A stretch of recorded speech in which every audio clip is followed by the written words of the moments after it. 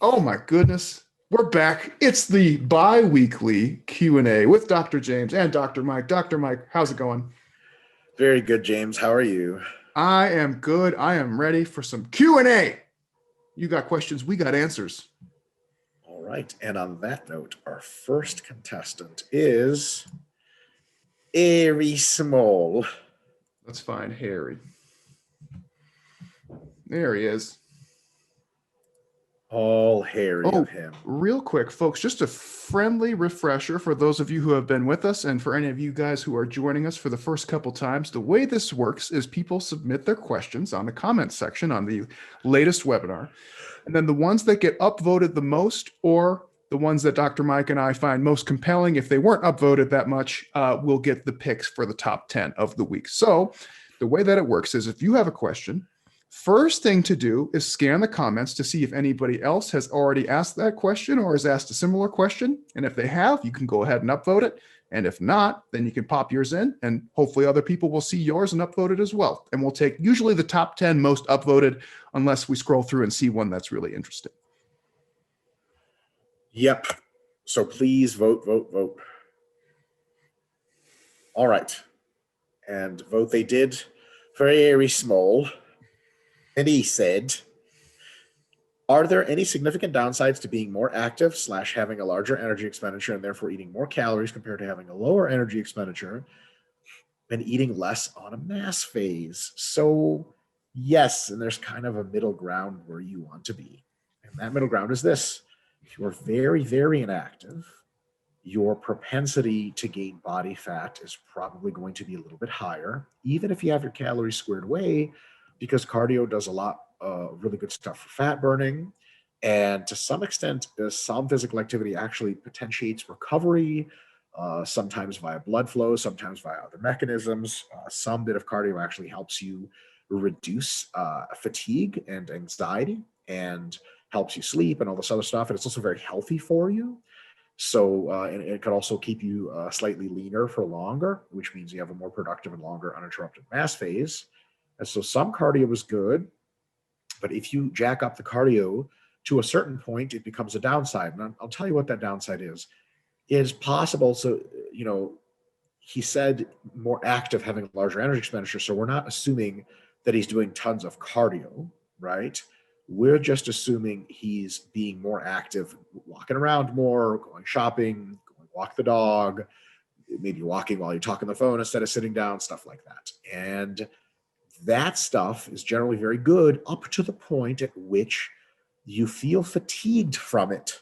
So if you're not fatigued from your activity and you feel energized and great and it's fun, then you're probably either benefiting or seeing no costs during a mass phase, as long as you can eat the food to meet that demand.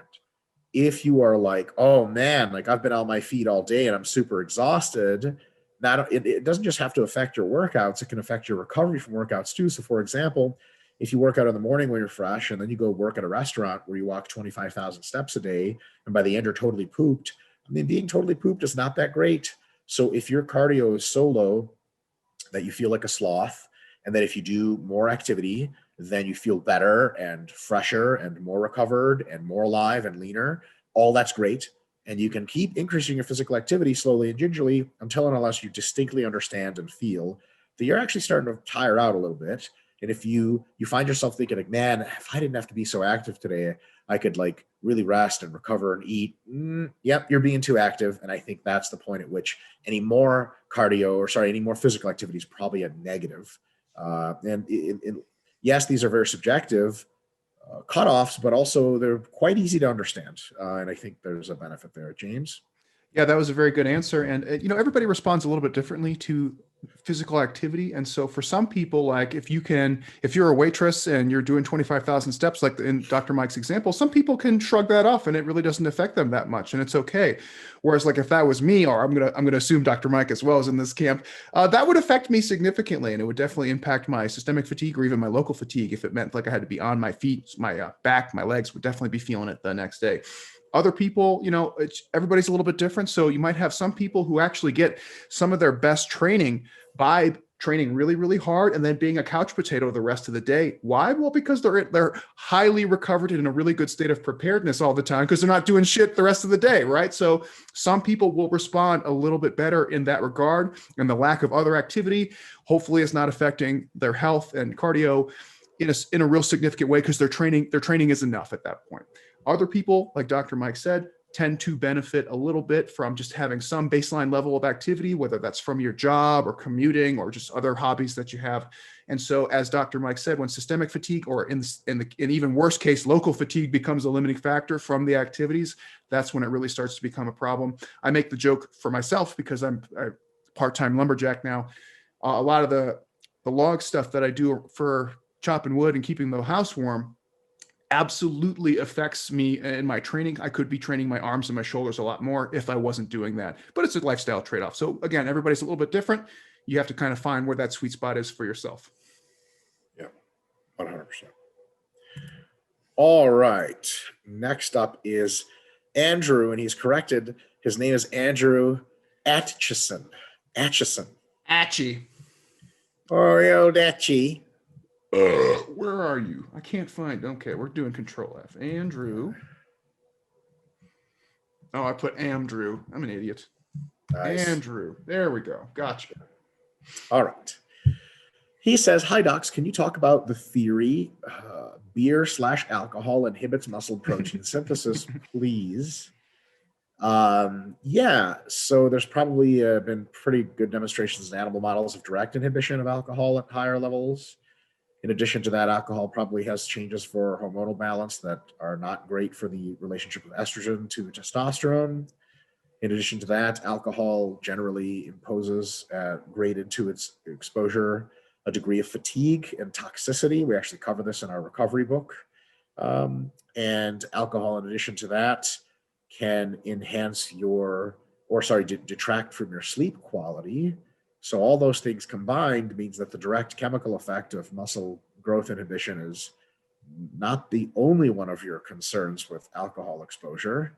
James, did I miss anything? I mean, yeah, so there are some direct effects, as Dr. Mike already said. So we've actually seen at the cellular level, like a dose-response relationship with alcohol and the things that affect protein synthesis, right? But really, I think what's most important and practical are the indirect effects, which Mike touched on, which is like it affects your ability to sleep. And then you have downstream effects of like, okay, well, if you're not sleeping well, you're not recovering well from training, then you're not actually able to present the same level of overloads in your training, which then is going to influence how much muscle growth you have. So you kind of have both a shitty cocktail, see what I did there, of direct and indirect effects here. And for me, I think the indirect effects are also the most damning and practical, because if you are having a lot of alcohol to the point where you're not able to train at your best, like, well, if you're not training at your best, then you certainly aren't going to be getting your best growth potential, right? I think really here, I think people get really worked up about the alcohol issue. Everything in moderation, of course, right? So if you have if you drink recreationally a couple times per week, are you going to see muscle loss? No, you're going to see less growth. That's kind of the idea here. If you find yourself being inebriated more often than not, like drinking to the point of inebriation more than you are sober, are you going to start to see muscle loss? Probably over time. If you're drunk all the time, are you going to see muscle loss immediately? Yes. And that's just because your life is in shambles at that point. So you're going to have the direct effects of the dose response of alcohol, and you're just not going to be able to train because you're a drunk bastard. So keep that in mind. There's definitely a dose response and a lifestyle. And you know, we all know a guy or a girl who can drink everyone under the bus and seems to be fine. Like everybody can always think of an example. I remember we talked about alcohol at a seminar years ago, and I said, yeah, if you want to be like the best in the world, you probably don't want to be drinking all the time. And of course, somebody chimed up and said, like, what about Dan Green? Well, you're not Dan Green, okay? So fuck off, right? It's probably not in your best interest. And I would posit that Dan Green drinks all the time either. Well, I just remember somebody saying that, and and I would posit that I don't know if he does drink or not, but I would posit if he is drinking all the time, he probably could be an even better Dan Green than if he was not, right? So, yeah, 100%. Adam Bean is up next. That's kind of, does he go by Mr. Bean? I sure hope. Hair Bean? Bean song?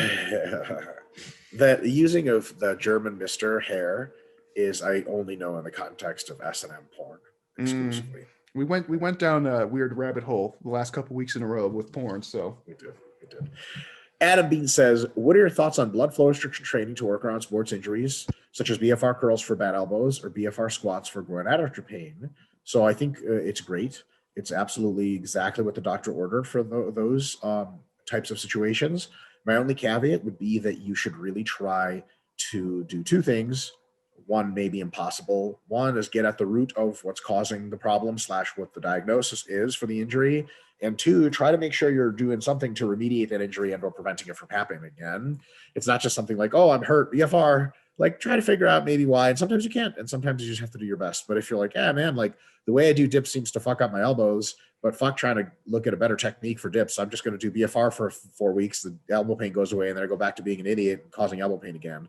So we don't want you guys to use the BFR as a Band-Aid, but insofar as you find yourself in a position where you cannot train normally, then BFR is great in the muscles that it's possible to use it for. Some muscles are impossible to do BFR with, short of killing yourself, like anything in the back, the chest, the abs. Well, because, figure that one out. yeah. But yeah, that's the deal. Yeah, I'm really glad you said that, because I think if you are working, with the question said to work around sports injuries, right? And so can BFR be used for that? Sure, but it's much lower on the list than you might think. There's a lot of other troubleshooting things you should do before jumping into BFR. And most of them, I would say, are somewhere in the realm of modifying your technique so that you can do whatever it is pain-free, and or reducing your volume and or intensity of training for that particular muscle. Because more often than not, it's like, okay, well, this hurts my elbows if I do it this way. Well, try it this way. Oh, it doesn't hurt anymore. How about that? That's I would say 80% of the time or better. And then the other big chunk of the time is like, well, it hurts when I do 195. Well, why don't you do 170 for more reps and see how that goes? Oh, well, that doesn't hurt. Okay, well, there you go. Boom. That's a pretty quick, easy fix. So a lot of times things like volume and intensity, and of course, exercise technique are the big mediators. And then also looking back at what you have been doing previously and saying, am I hitting my MRVs prematurely based on these progressions that I'm making and certain things? And then once you kind of go through some of these more fundamental things, then you can say, oh, I can look at something like BFR. To me, you can use BFR as a workaround for kind of sports injuries, but I think its most potent use is when you have a more debilitating injury. Like, let's say you had like an acute knee injury or something, and you don't want to lose size.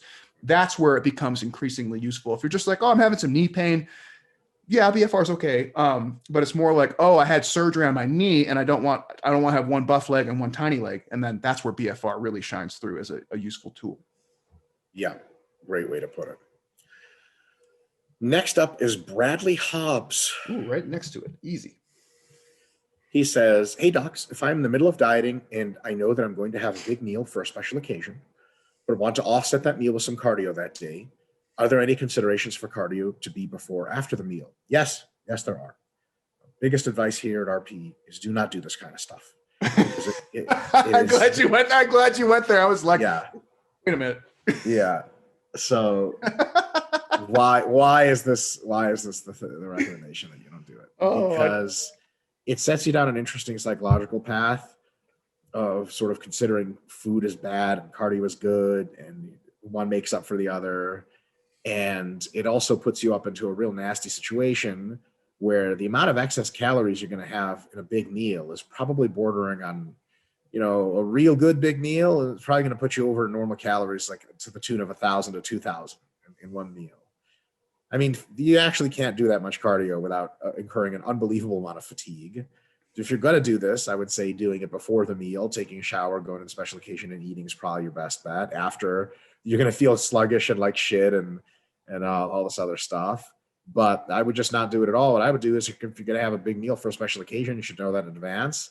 And you should just have the big meal and change nothing else. And then just get back right to your diet as normal. And then with your usual weekly adjustments, you may have to make some adjustments down the road in the diet. You may have to make no adjustments whatsoever. So it's not something we would get into in the RP clients group on Facebook, which you guys are welcome to join if you pass a series of I'm Not a Robot or a Troll tests. That people ask this really regularly, and we always say it's just not a good idea. All of our RP coaches are on the same page of not making up cardio for eating. It's really starts to get into that Like it's not necessarily a sign of disordered eating, but it is a behavior which really checks the red box of this is not great. And then, because then, here's just an example of how that psychologist starts to open up. You start to say, okay, well, look, if I could just burn this off, I can eat whatever I want. And then you end up, out with friends the next day or 2 days later, and you're like, oh, I can have a few Twinkies. I'll just do more cardio. And that sets up in a situation which you're trying to do so much cardio that it fatigues you like shit. And all the salt and water stuff of the food still waves your body weight around. And it really just interferes with things. So I would say if you want a special meal, it should be worth it, as Dr. Melissa Davis says all the time. And then you should just take it, replace a normal meal in your plan with that meal, and then the next day just get right back to the diet. So that's that. James? Yeah, really good. I'm glad you went there. I thought you were going to get into like the nitty gritty of before versus after. So I was like, it caught me off guard that you went there because I was thinking the same thing. Actually, Dr. Mel has, I wish I could tell you explicitly which podcast, but if you look at some of the most recent podcasts Dr. Mel has been on, she has some really interesting points about making that decision and things you can do and strategies where you can sit on it for a minute, think about what you want to get out of, whether it's a cheap meal or a big meal coming up, and weigh the pros and cons and come back to this idea later on and see if it's still worth it to you. And I thought that was really interesting and compelling. And it's just a way of reframing it in your mind to say, like, is this trade-off what I want it to be? And if it is, then you go for it and everything's good. But if it's not, then you might reevaluate whether or not it's something that you wanted to do in the first place. But I think, as Dr. Mike said, punishing yourself for having a trade-off like that just goes down a dark path. Because then you can imagine having that meal and then saying, like, okay, I told myself I was going to do the cardio afterwards, right? And so then you're on the treadmill or you're walking around the neighborhood, basically like, flailing yourself, doing the cardio, like, I'm a bad boy, I got to work this off, I did a bad thing. It's just silly. So don't do that. I have had clients in the past who I trust, and I know that they can make good decisions and good trade-offs. And sometimes we'll say, yeah, you can have a little bit less food in the day to try and, balance out the calories. But for most people, I wouldn't do that at all. I would just say, have the meal, enjoy yourself, don't think about it, and then pick up where you left off the next day. Yep. All right. Next up is Julie Menken. Julie. Got it. She asks, what is your advice for training while on vacation? I'm working through the RP Female Physique template in the third week of the second meso. I'll be going to Vegas. Oh, shit. Uh-oh. I plan to train at Dragon's Lair before playtime. Gonna get you. Sounds good. Find you. Dragon's Lair is $30 per day pass, so just know that in advance. Oof. I'd like to have a fun trying machine/movements that I don't normally get to experience while I'm there. What is the best way to do this and still somewhat stick to my training plan? Should I say fuck it and treat it like a deload week where I train and do whatever? Thanks for all you do, docs. Well, I would say a deload week is not doing whatever, because deload week means you purposefully reduce your difficulty of training.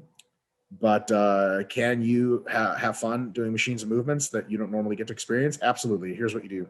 You stick roughly to your training plan of muscle groups. So for example, you have 2 chest exercises and a tricep exercise that workout. You just pick 2 fun chest exercises you've never done and make sure to hit roughly the rep range target that you're doing before, and hit the reps in reserve that your goal is for that workout. And then that's it. And then just pick a tricep exercise that you think is fun, do the same thing, hit the rep range, hit the RIR, and then that's great. And then you can just, when you get back, go on to your next week and maybe probably repeat week 3 again, but with your old exercises, and keep the train plugging along. So I would say that's probably your best bet. And I would say also, if you have anything heavy, requires, sets of 5 to 10, a lot of stability, then I would say don't try to replicate that. Stay north of 10 reps mostly on vacation. Because, flying on a plane actually does really interesting things to your lower back. Not necessarily bad things, but things that put it in a mild state of disarray for a few hours or even sometimes a few days. Sleeping in hotel beds can be different than your normal bed. It can leave your lower back a little iffy. It can leave your shoulders a little iffy. And I find that when I'm traveling, there's also some, dehydration, body water stuff. You drink a couple coffees and a couple beers on the plane. And then, not that you say you get there that day and start training, but in any case, vacation tends to throw you off. So I would say it's just not worth it to train in the 5 to 10 rep range on vacation. And I would say go 10 reps or more. That's the modifications that I would do. James, you guys hear it? Dr. Mike's double fisting coffee and beer on his flights. I got to stay awake enough to get more drunk. That's right. Yeah, I very much agree with what Dr. Mike said. And so usually in these situations, a little foresight goes a long way, in that ideally you might plan these vacations during what would be your deloading period anyway, or you try and shift your training around so that your vacation would fall on your deload. Or in this case, since you are going to maybe explore some fun options that you haven't done before, pairing your vacation with an active rest period is highly recommended. And I've heard Dr. Mike talk about that many, many times at seminars and on webinars and stuff. And so that would be my recommendation, where maybe you want to stick to your FPT regimen and the recommendations Dr. Mike gave, I think is spot on. I would say another good option would just to do active rest during that vacation time, and then just play around with it as you see fit and have a good time, and don't fuss too much, because it's your vacation. You don't want to spend your whole vacation fussing over gym and diet stuff. Next up is Jason B.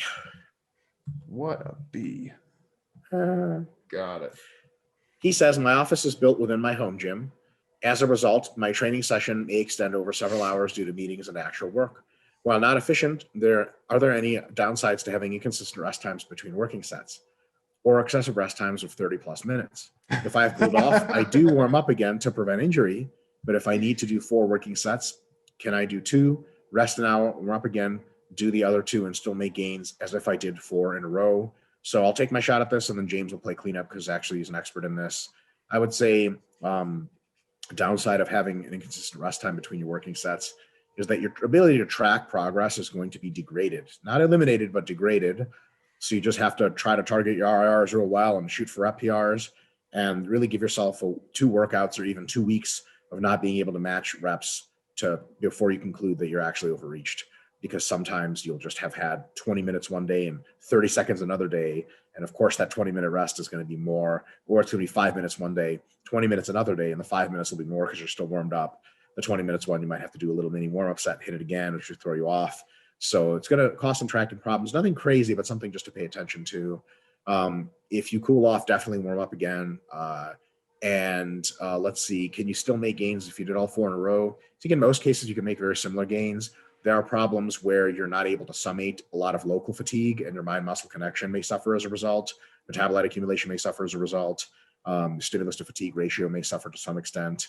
So like, for example, if you have a muscle group that responds a lot to higher reps, pump and burn, let's say biceps or something, gee whiz, taking 10 minutes here and there of rest is just not going to provide the same stimulus as more condensed training.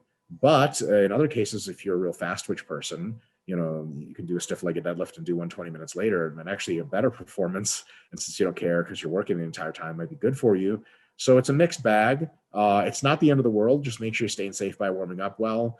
And I would say try to cluster your training, especially from the perspective of daily sort of undulations in stress, exposure, and recovery state. I would say try to condense your workout into as short a time as you can reasonably do. I wouldn't train the entire day on and off, because that can summate actually a disproportionate amount of systemic fatigue, because there's no consistent time to actually have downtime. A similar analogy is with sleep.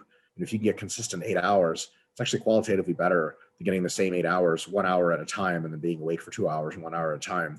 There are certain states your body likes to, once it gets into, especially with recovery and adaptation, it likes to stay in for a long time, and it only benefits if it stays in for a long time. So that's kind of the deal, James.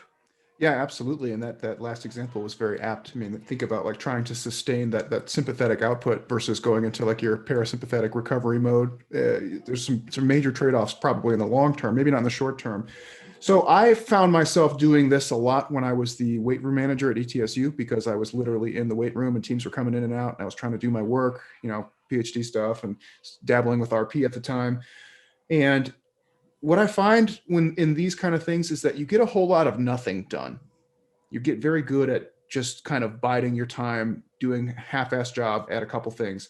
So, and I'm not saying that's, you're doing a bad job here, Jason, but this was my experience. And what I found for me, what was really helpful, and I still do this now because I'm also a home gym person, is to, as Mike said, consolidate your exercises down into the shortest period possible. So for you, that might mean is actually just doing AM, PM sessions for the day, where you might actually say, okay, I got 2 or 3 lifts I'm going to get to uninterrupted, focused, and I might even set a rest timer for myself where I just say, okay, you know what, I'm doing bench or I'm doing squats, but 3 minutes, period, no discussion. And if I want to go faster, fine, but 3 is my top end, and that's going to be my A session. I'm going to get through it focused. And if I have to take a break, then I'm going to switch to work mode, and I'm going to sit and I'm going to do my work. I'm going to do my best job that I can. And then if I have more stuff, I'll do a PM session later in the day, and I'll do the same thing where I'll say, okay, I got, maybe calves or arms or shoulders or whatever. I got my PM stuff. I'm going to set a timer for 2 minutes. I'm going to get through all that, focused attention, and then I'm done. And then that's done. I'm not coming back to it the rest of the day. Then I move on to whatever else I got going on. So my recommendation in this case would be to, as Mike said, consolidate your exercise a little bit. And in your case, since you do have the luxury of a home gym, that might mean using AM and PM sessions instead of having like marathon sessions. And that way you can focus on what you're doing. And then you can also focus on your work more distinctly, which for me was always really helpful. So that would be the way I would start to think about it. Very cool. And I know sometimes people might think like, well, I don't want to like do 3-minute rest for squats. Yeah, it sucks, but you can take 30 minutes in between sets. And like I said, get a whole lot of nothing done the whole time. Whereas if you take 3 minutes, you can bang out like 4 sets of squats. Maybe it's not your best performances ever, but it's still a robust stimulus. And it's probably better long-term than farting around. Yeah. All right. Abazar Zahid. Whoa. I'm just going to type AB, Abraham Lincoln. ABIZER. ABI. There we go. Oh, he's got a kitty on the thumbnail. He says, should you go to failure on smaller muscle groups, biceps, side delts, triceps, etc., every session in your mesocycle, or should you stick to a 3-2-1 RR progression across your mesocycles with other bigger muscle groups? I would say that mostly the answer is to stick to the progression, because put it this way, the question that has to be answered isn't why isn't training to failure all the time a good idea? The question that has to be answered is why should you go to failure all the time? And if your answer is because I can and it doesn't cause a lot of fatigue, then the next question is, what is it benefiting you? And the answer is probably nothing. Then it probably does cause marginally more fatigue, especially as you get really big and really strong. For me, I'm actually doing a PM session right after this. I'm going to do bicep curls and laterals, except I'm bicep curling on the cables 1 notch away from the full stack, which takes like a lot of arousal, and it's fucking hard. It's like 160 pounds or something stupid, and it fucking beats me up, and it's myo reps too. It fucking annihilates me. If I had to go to true failure every single time, Jesus Christ, it would be a fuckload of fatigue. Now, that may not be the case for you if you're not as big and not as strong yet. I'm sure you will be with time. And you will be with time, you will discover that the going to failure thing all the time doesn't work that well. We can actually extend this practice to everything, even compound movements. You get a 110-pound female, she can grind squats to failure 4 times a week and be 100% fine. 2 years later, she can do it 2 times a week. And then if she does it 4, she shits the bed. 2 years after that, she needs to go to 3-2-1 RIR training. And you say, well, why not just start with 3-2-1 RIR progression training from the beginning? What are the downsides of that? Well, there are no downsides of that. It's just really good training. And especially for beginners, especially people that aren't that strong, it's been very, very conclusively shown that even 3 reps away from failure gives you very close to the same results, possibly slightly better results than going to failure all the time, at least equivalent results, and almost certainly with less fatigue and less chance of technical disruption and injury and all those other things. So people, I've had this discussion with several people who I actually respect considerably. If you look for this, it's somewhere on YouTube. Jeff Nippert interviewed me about this. He's interviewed me a few times, and he's like, well, can we go to failure on, isolations? And I was like, Jeff, why do you want to go to failure so goddamn much? He's like, I don't know. So if you want to go to failure, certainly doing on smaller muscle groups is the least damaging way to do it. This is an extreme analogy. I don't really mean this, but if you wanted to shoot off a part of your body, I'd sure pick the pinky toe over the fucking dick or the whole leg, right? That doesn't mean it's a good idea to shoot off your pinky toe. Not that train of failure is that bad, but relatively speaking, it's like it's kind of nuts, Again, if someone demonstrates real concrete, comprehensive evidence or logic or reasoning that failure training has these real big benefits, James and I will start going to failure all the time. There's 99 problems James and I have. Not one of them is trying very hard. Trying very hard is not that hard. It's actually a direct quote from Charlie Jung, who just won his first bodybuilding show overall this past weekend. Training hard is not that hard. Training smart's pretty hard, and smart and hard at the same time is really hard. But if you want to go to failure suite, it's just by no means clear that there's anything there for you unless it happens on occasion, and mostly you're close to it, James. Yeah, and to that end, if you're feeling like your biceps, delts or whatever are not getting a sufficient stimulus, like go ahead and just add sets at that point. Like what's wrong with that? We know that adding, effective sets is probably a really good idea. So if you're going through your training and you're feeling like you're leaving something on the table with some of those smaller muscle groups, well, just do more. You don't have to make it harder necessarily by going to failure. You can probably get more growth stimulus if you are just adding more sets, because they're probably being understimulated, and it's not necessarily an RIR issue. Yeah. All right. Next up is Trip Simon. One word. Trip. Got it. James, do you remember back from the Clinton era, Linda Tripp? I do. I do. Good time. She was involved in that whole scandal. I don't remember how, though. I believe she was the one, if memory serves, that sort of took Monica Lewinsky's testimony, so to speak, at first, and was like, you really should sue somebody about this or whatever. Like, you really should come out with this. And I think she was kind of the one that maybe, I don't know. Oh, fuck, man. I'll just Google it real quick because it's just going to bother me. Linda Tripp, American civil servant. Ooh, we can see what her net worth is. Nope, that doesn't actually come up. People just Googled it. It's not available. Linda Tripp is... let's see. Prominent role in the Clinton Lewinsky scandal, Tripp's action in secretly recording Monica Lewinsky's confidential phone calls. Jesus Christ, that's bitch be that's tripping. Itself illegal. That's why they call it tripping. Right, exactly. Snitch. Literally invented it for her, snitch ass hoe. Calls about a relationship with President Bill Clinton caused a sensation with their links to earlier Clinton versus Jones lawsuit, blah, blah. Tripp claimed that her motives were purely patriotic. She was able to avoid a wiretap charge in exchange for handing in the tapes. She then claimed her firing from the Pentagon at the end of the Clinton administration was vindictive, while the administration called it standard procedure for a political appointee.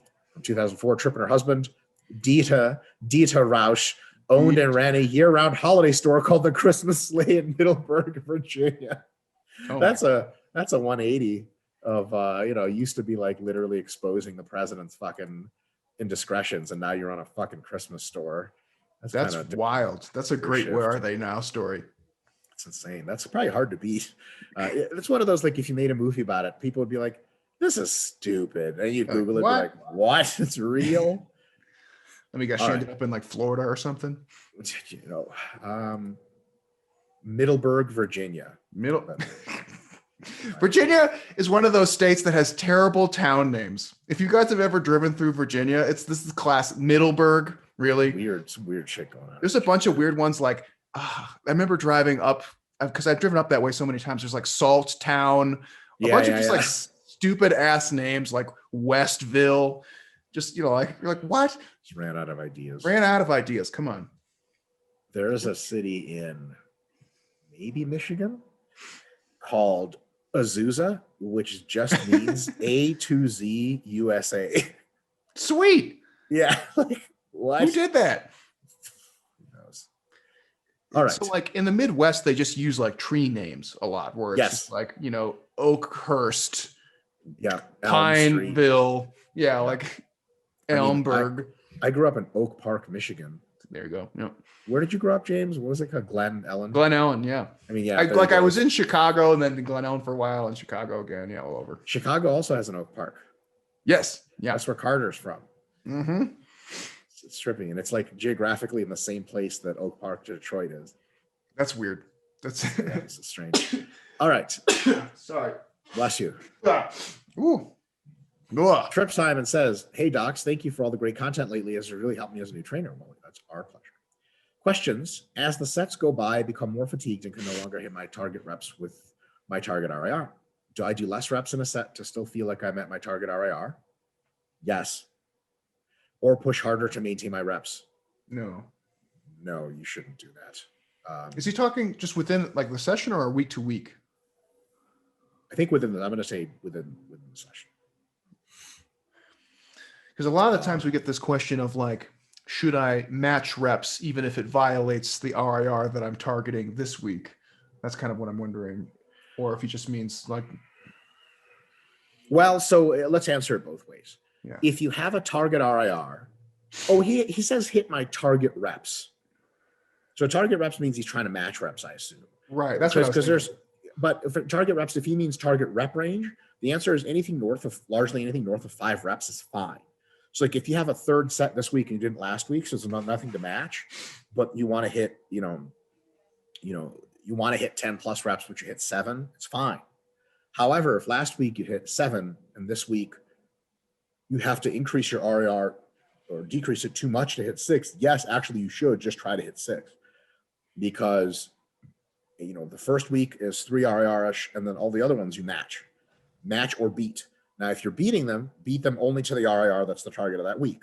But if you're matching them, and this is in our video match or beat rep progression system that's on YouTube, if you match them, then you have to match the RIR or an RIR that's lower potentially, because you have to push to get those reps. If you didn't try to match the reps, you would do fewer reps, and we would consider that an underperformance. And then if you repeated that in the next workout or the next week, that's a sign you're hitting your MRV. So yeah, you kind of have to match. And if it's like, well, it's supposed to be a 2 RIR, but I'm supposed to hit 6 at 2 RIR, but I end up hitting 6, but I had to go 0 RIR. What do I do about that? The answer is you're not adapting as quickly as possible, and or fatigue is rising too quickly. And that's okay. Maybe next week you'll do better and it'll be fine. And maybe it was a false alarm. Shit happens. Sometimes you're tired. But if the next week or the next session for that muscle group, you also fail to match, well, 2 in a row is really our kind of rule for probably bumping into MRV, and you probably need some kind of recovery session or half week or whole deload in order to address the problem. I haven't tried to get Did you just mean mug grandma? Not grandma, but Mel's mom. And we all know she has it coming. Yeah. Weird. Mel's mom walked into somewhere where she doesn't belong. That threw me off too. Fuck. Sorry, let me read the rest of his shit real quick and make sure we're not misunderstanding him. He goes, if we know that when fresh, I'm able to perform 12 reps of something and be at 2 RIR, but then by set 3, I'm performing 9 reps because that feels like my new 2 RIR, but I'm actually now 5 reps away from maximum, which isn't even thought to be hypertrophic. So the hypertrophic stuff, that's not based on maximum. That's based on per set, like 3 sets to failure or 3 sets at 3 RIR. Every set is a new organism, and you judge independent RIR within the set. It is based on how far you could have pushed that set. 2 RIR is 2 reps shy of that, not like how much you were fresh, because then all the workouts would last like 3 sets, because all of a sudden you'd be so tired that it wouldn't make any fucking sense. So he says, do we judge RIR from new fatigue points of reference? Yes, and or last week. Or always measure against the muscle's absolute performance in a well-rested state. We never measure it in the muscle's absolute performance in a well-rested state outside of the first set. So actually much easier to answer than we thought. James? Yeah. And so sometimes this gets a little muddy for some exercises where the like absolute jump in intensity. So like I ran into a thing, and you'd think I would have this down by now, right? But even for me, sometimes this comes up. I was doing dumbbell chest flies, and I was doing it with the 30s. And the jump to 35 was enough where it really dropped my reps significantly, right? Does that mean that I'm underperforming? No, but it does mean like, okay, now it's harder for me to track what I'm doing because my reps dropped so much. And so what I ended up doing was it was like week 2, I did 30s. That was like normal. So I gave myself a programmed bump in intensity because I hadn't bumped it for a minute. So I went up to the 35s in week 3. Then it was like, oh, okay, went from like doing 15 to like 9 or something. I was like, that sucks. So then the last week I went back to the 30s and just did more reps at that point because it was just easier to keep track of. Because sometimes increasing the intensity with like dumbbells or certain kinds of machines, that next increment up is it's just hard to keep track of. Yep. And then you have to just treat that as kind of a new wave of tracking. And the next workout, you can see if you beat that previous one and so on and so forth. Yeah. And so then the next one, I'm going to start at the 35s and just do that one all the way through. And then I'll know like, okay, I only got 9, but I started at 9 and that's fine. Perfect. Samuel Turner, who in my screen is just right down from that. Oh, got it. Samuel Turner says Alpha Destiny said on his IG Q&A that steroid users can train 8 RIR and still make their best gains. Is it true that effective RIR is much higher than naturals? And how you train doesn't matter when you take PEDs. So there's a grain of truth to that. And that grain of truth is that steroid users, so in this case, we have to be very specific. People that were natural 3 months ago and now are on a decent amount of gear, same training state, same age, same body weight, etc., they can do higher RIRs, like RIRs of 5 or 6 or whatever, and still make the same gains they did when they were doing 1 or 2 RIR as drug non-using individuals, as natural individuals, right? So because steroids have their own independent and dependent mechanisms for growth, you can work easier and get the same gains as natural. Now, here's the really interesting thing. Who the fuck takes steroids to get the same gains as a natural? That's insane. You take steroids to get better gains. So the way you get better gains is you train just as hard as you were natural. In fact, you could probably tolerate more volume and more frequency and get even better results. Every piece of data we have, in any way you count data, anecdotal included, for people who actually use steroids, Alpha Destiny, I don't believe has ever. He used to say he's natural, maybe still does. I have no reason to believe he's a steroid user. Everything we know on our end of the pool here is that steroids don't really change much about optimal training outside of the fact that you may potentially be able to do less and get really good results, and or more and get really good results. But as far as RIR, there's no reason to believe that there's any difference at all. So the error in his statement, I think, is that when he said still make their best gains, I'm not sure he said that. Maybe there's something lost in translation. You sure as hell don't make your best gains as a steroid user training 8 RIR. You would make better gains training at 6 and then training at 4 and probably training at 2 and make your best gains at roughly 2, which is where everyone makes the best gains, or more or less. So no, that's not true, but you can get similar gains to naturals training much easier. But if you take steroids, it's probably worth training hard because you're destroying your health and fucking with your psychology for ostensibly a pretty good reason. And you might as well do everything else right. It's kind of like getting a race car and putting, like even worse fuel into it. You're like, well, it's still going to be faster. Like, yeah, okay. Then ideally you get a race car to go really fast, not just faster than a regular car, as fast with shittier fuel. And this question is it true that effective RIR is much higher than naturals? We have no reason to believe that's the case. And how you train doesn't matter when you take PEDs is just blatant batshit idiocy. I don't mean to say that Alpha Destiny is an idiot or thinks that. And I don't mean, Samuel Turner, that you think that. I have heard other people say that it doesn't matter how you train when you take PEDs. Those people almost never take PEDs.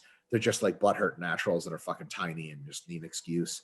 And they see a lot of fucking retarded ass drug using motherfuckers train dumb as shit and make great gains just because they have great genetics and they take in a lot of gear. But given your genetics, given your gear, if you train more intelligently, you will make better gains on steroids or off steroids. It's the same. It's just playing field just goes like this, and then all the same principles pretty much apply. So the thing is that a lot of guys who train stupid are on gear, they make great gains until they get hurt, or they don't make great gains. There's tons of guys. So listen, like, what happened to, not to call out anybody here, but like, I'm not gonna name a name, but bodybuilders still have weak muscle groups. Like, fuck it, he's retired. Marcus Roll, his triceps always sucked. But look, like, if you could just take PEDs and it didn't matter how you trained, what the fuck happened to Marcus Roll's triceps? How come they're not big? Like, I assure you, he was taking enough PEDs. The legends, if any of them are remotely true, is that he took an inordinate amount of PEDs and he was actually pretty open about it. So how the fuck his triceps didn't grow? Well, there's the genetic cap there that just prevented it from doing that. And, he trained probably pretty smart about it and he tried his fucking best. And if he trained his triceps like every other person, they would have been really fucking small, but he talked about his career. He prioritized them, tried to figure out what worked well for them. They got hurt repeatedly because they were so shitty at recovery. And it was just a shitty body part, but no, it's not a doubt in my mind that his attempts to be an intelligent trainee for triceps absolutely increased tricep size for him. And that's the case. And also, like, it doesn't matter how you train when you take PEDs. Well, so how come everyone's not 350? Like Big Ronnie's on 290 on stage. What's preventing him from being 330? Is it really more PEDs? No. There's all kinds of other factors. It's like saying it doesn't matter how you eat when you take PEDs, which guys do fucking say, by the way. I heard you fucking take Tren, you could just eat pizza and be lean. Like, yeah, it depends on how lean and how much your liver values want to get destroyed and your blood pressure up. But yeah, like, taking Tren will make you leaner. But if you add to that a really, really good diet and really intelligent training, lots of cardio, then you get competition lean. But can you be like regular lean guy lean? and by destroying yourself, then yeah, sure, trend helps, but it doesn't erase anything. It just elevates the playing field. I got James, two. feel free to Sorry, yell just at grandma. one sec. So let me chime in, and then I'm gonna do something real quick. And I'm sorry about this, guys. Just have like grandma madness right now.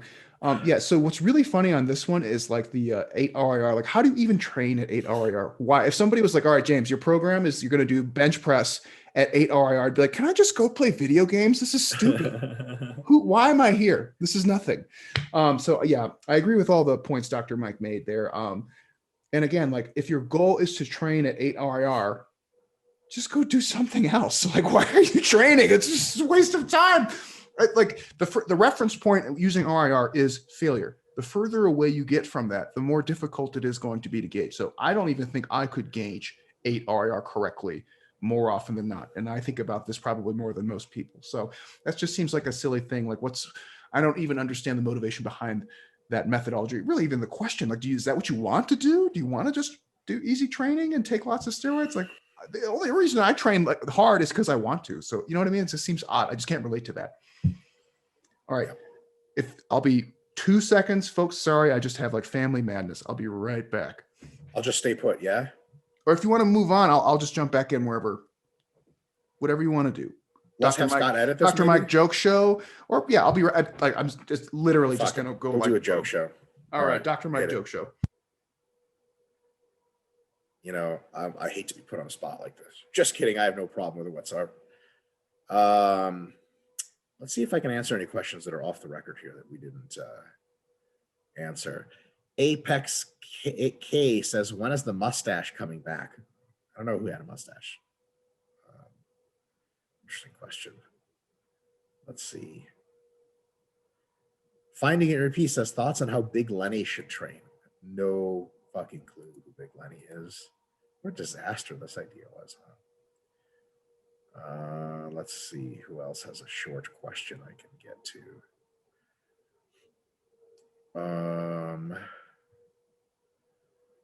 Regarding Bjorn Lomborg, I recommend that everyone, including Mike and James, read Massimo Pigliucci's. I was always a fan of his name. That's a fucking incredible name. If he grew up in America, he would be in real deep shit as a kindergartner all the way through possibly high school. Nonsense on Stilts, How to Tell Science from Bunk, especially a chapter where he examines Bjorn Lomborg and Al Gore's claims on climate change. I actually have no idea where he sits in that regard. Sometimes it's unfortunately really nasty tendency in the skeptic community, and this is really exemplified quite well with Rational Wiki website, is that sometimes skeptics mistake their skepticism or their radical leftism for skepticism, and then they just go off on nonsense all the time. So I'll get back to you guys, maybe never, about what I think about that. In any case, all right, James is back. James might kill someone. It might happen. I see Grandma Time is doing you very well. Yes. Oscar. I love when people take your keys and say, is this key the right key? And you go, no. And then they just leave. Is that Mel's mom? No, but family time is great. That's great. All right. OZCAR. OZCAR. Oscar. Yeah, it's a pretty sweet way to say Oscar. Is it possible to have reached MRV in a given muscle group without feeling sore? Oh, absolutely. Folks, yeah. MRV is really easy to define. It's the maximum volume you can recover from in any sequence of periods of time as defined by the individual. So your MRV within a week is that, like, next week, can you do the same thing again? Can you have the same performance? You can feel great. You can feel like shit. You can feel anything in between. If you fail to match the performance from last week, there's a really good chance you've exceeded maximum recoverable volume. If you succeed in outperforming yourself, you're probably not an MRV, right? So sort of the opposite of this question, or in a sense a corollary, is it possible to be getting really crazy sore all the time and not have hit MRV? Fuck yeah. Like, you're really crazy sore, and sometimes you're still sore, and you come in and you hit a PR. Are you at your maximum recoverable volume? No, clearly not, because you still more than recover. You can adapt. But if you are failing to recover your strength over and over in a sequence of time, days or weeks, however you measure it. Usually we measure it by week. If there's a sequence of weeks in which you're getting declining performances, then you never have to get sore at all. You could just have this like just feeling of fatigue. You could have no feeling at all, and you still manage not to hit MRV. MRV is real simple. It's awesome. It's mathematical. It's super fucking easy to measure. One of the reasons, many reasons why I really like it, because a lot of times before James and I sort of stepped into the scene and coined those landmarks, people would gauge like what's training too much. It was just all of this, by the way, is addressed in our book. How much should I train? To an extensive amount.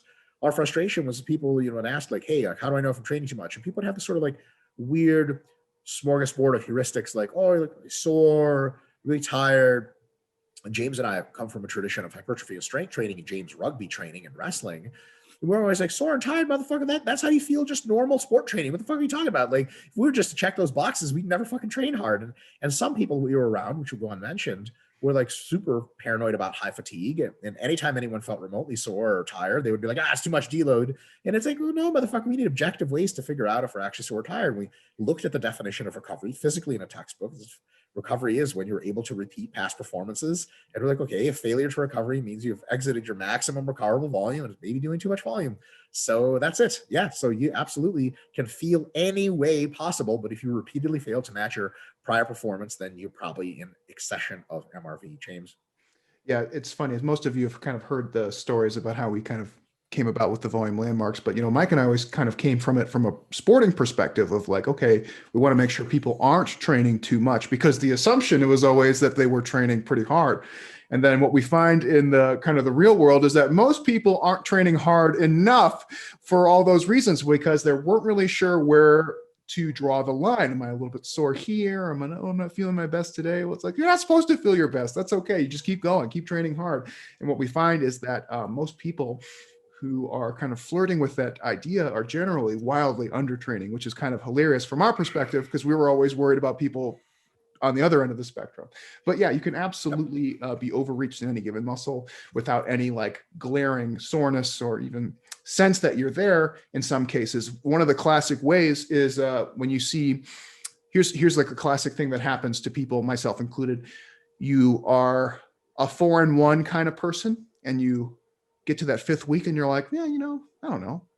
Yeah, maybe I can get in the gym. Maybe I could do a 5th week here. Normally I'm a 4-in-1 kind of guy, but maybe I'll try a 5-in-1 and see if I can make it through.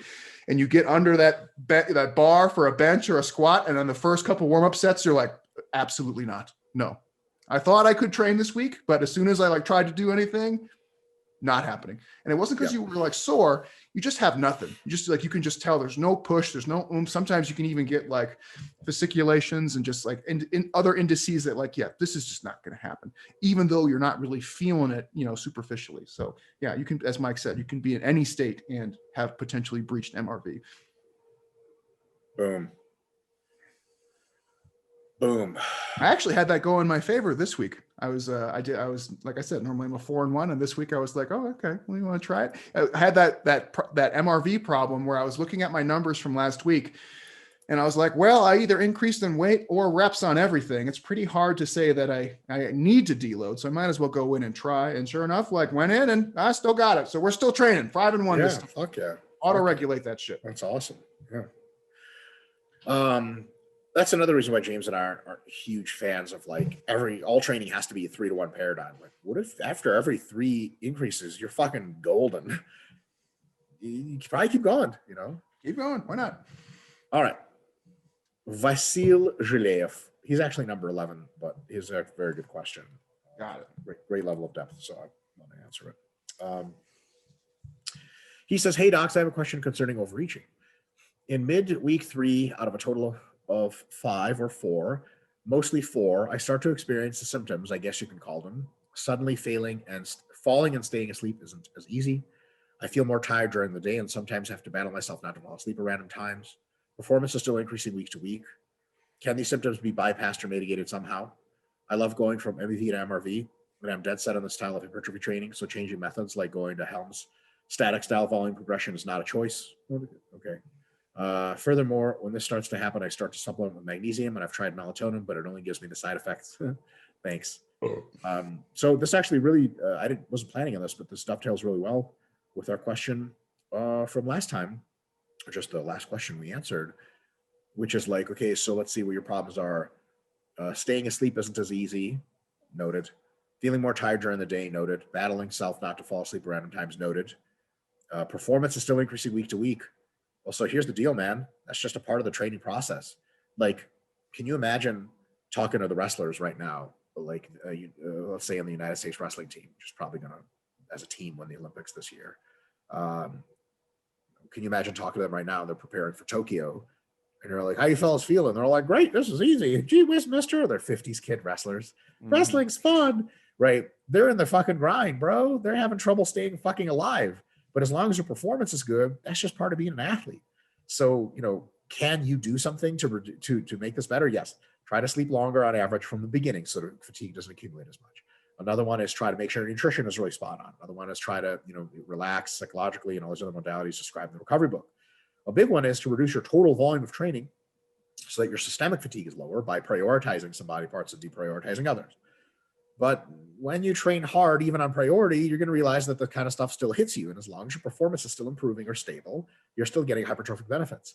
So I'll tell you what, like, if halfway through, or as you describe it, halfway or to the latter half of your plan, shit starts to get hard, motherfucker, welcome to training. It's just a normal part of training. Do your best to mitigate it by recovering better and so on and so forth. Then you can potentially train less, but that'll still happen because if you train less, you end up training harder for whatever you are training because you have more energy, and sooner or later you run out of energy. And that's just how it is. And another situation is if you really start to feel like shit, on a 5-week progression, start doing 4-week progressions. Although, as James and I just sort of described, if you're still hitting PRs, he says performance is still increasing week to week. Man, like 99 problems, but adaptation is not one of them. So it's just, I think this mostly the 90% is 10% of this answer is you can do all the good things to make the adjustments. And another 10% of this answer is maybe you can do a little bit less training total systemically. Maybe you can deload earlier. But I think 80% of the answer from my perspective is that's just what you signed up for, man. Training's supposed to be hard and it's supposed to kind of fuck you up. James?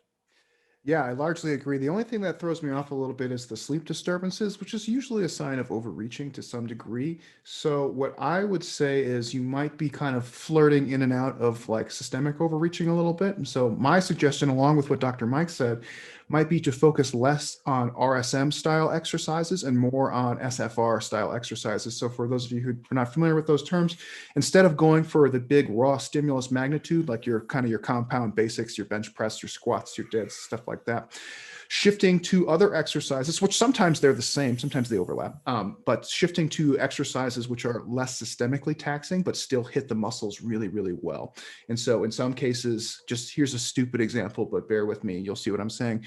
You might get a really good stimulus from high bar squats. You might also get a really good stimulus from sissy squats. Like, are they comparable?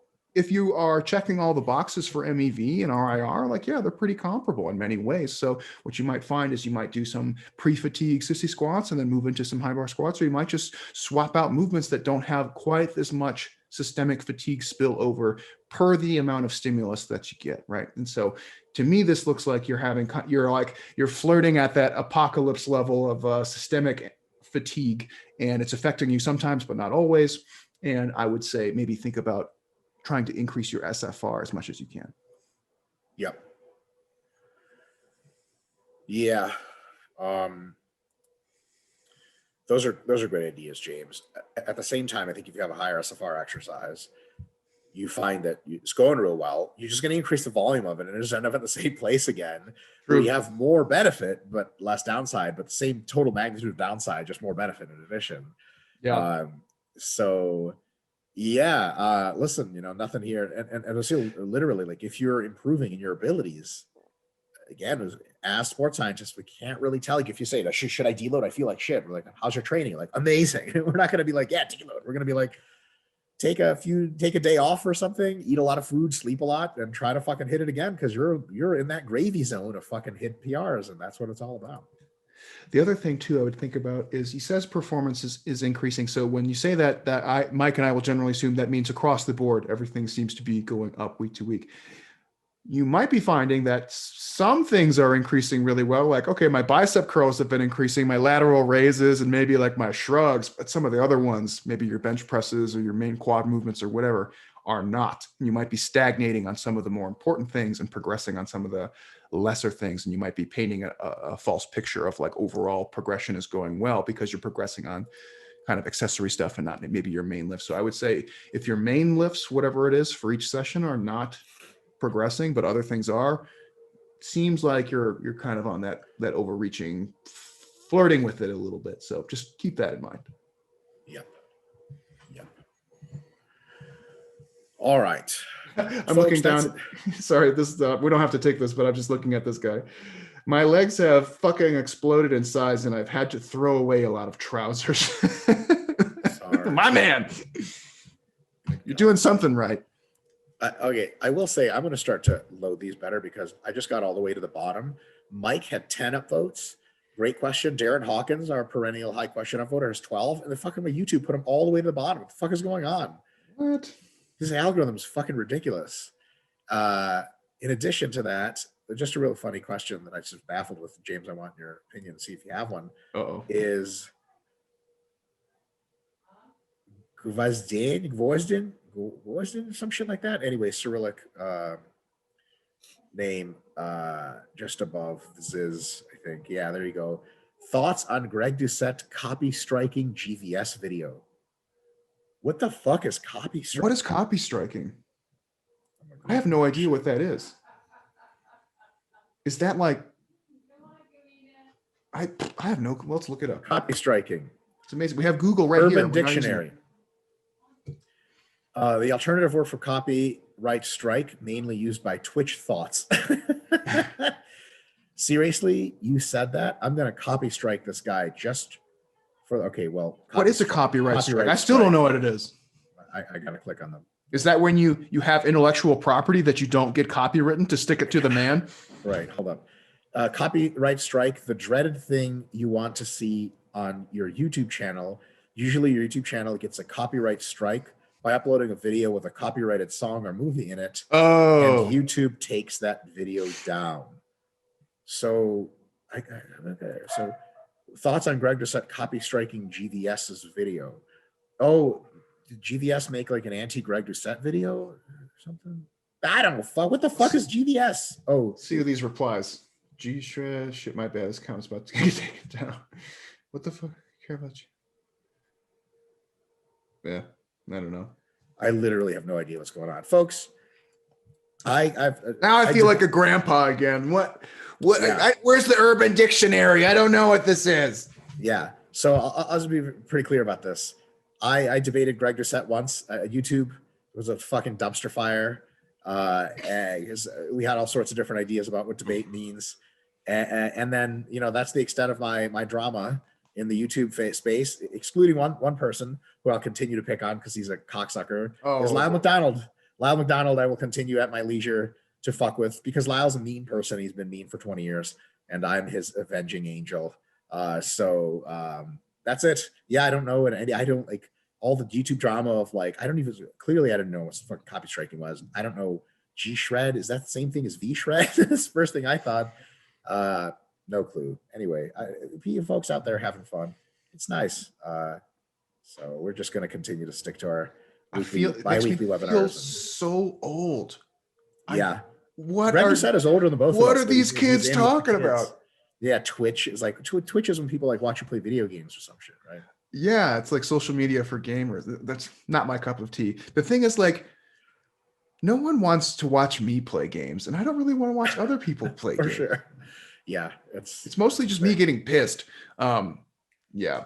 All right. Well, folks, that was a fun Q&A. Thanks for joining us. I did see a few people posted comments to the tune of, you guys should do more Q&As. So we do it twice per month because that just seems to be a good spot in terms of the views and exposures it gets. We used to do it every week, and then we found that our questions would sometimes get kind of repetitive, and then often the videos wouldn't kind of get the views that we were hoping for. So that's why we do it. We're going to keep it that way. And then just a reminder for those of you who are relatively new, if you see questions that you think are interesting or compelling, please upvote those because those are the ones we're going to tackle. And unfortunately, as Mike pointed out, sometimes the algorithm doesn't work super great, but we do our best to find the ones that had like the most upvotes, usually like, 10 to 20 of the ones that we look for right away. And then if you don't find any that were particularly compelling and you had a question of your own, go ahead and drop that in, and then other people can do the same thing. So upvote as much as you can. Anytime somebody drops a really thought-provoking or just unusually good question, just ping, hit that like, and then we'll tackle it to the best of our ability. Dr. Mike, any housekeeping, anything going on? Tons, but it's all top secret, so I can't talk about it. Oh, damn. Well, we'll see if Dr. James here can survive grandma madness this week. Dude, best of luck, man.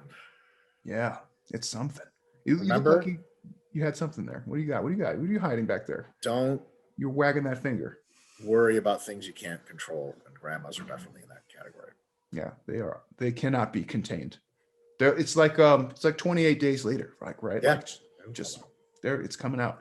All right, we're going to wrap this one up, folks. Thanks for joining us. Make sure you guys subscribe. There's all sorts of crazy. One of the ones that caught my eye this week was like, she's working out, will she die? Flames in the background. Sweet. I was like, oh boy. She didn't die, but we tried our best. Now, you spoiler alert, she didn't die. That's the whole point of the video. Did she die or not? Yeah. Damn. No, now I know. All right, folks, we're signing off. Thanks again. See you next time.